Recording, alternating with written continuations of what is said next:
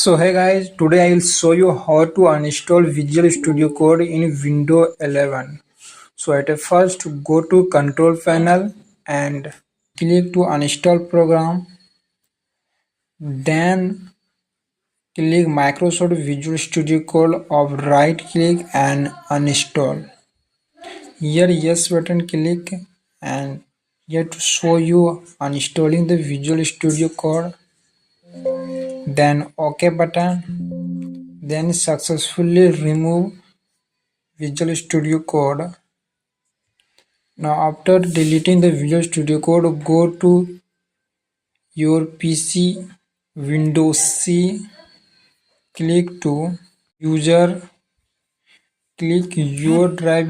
This is example my Rohit, so I'm click to Rohit and go to .vscode and delete. Here to completely delete it. Now go to app data and click to roaming, and here to find code and you can completely delete code file.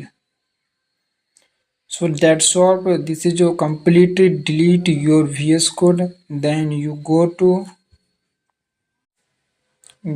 file and install the VS Code, and your all the previous setting is changed and deleted. So this is. Thank you.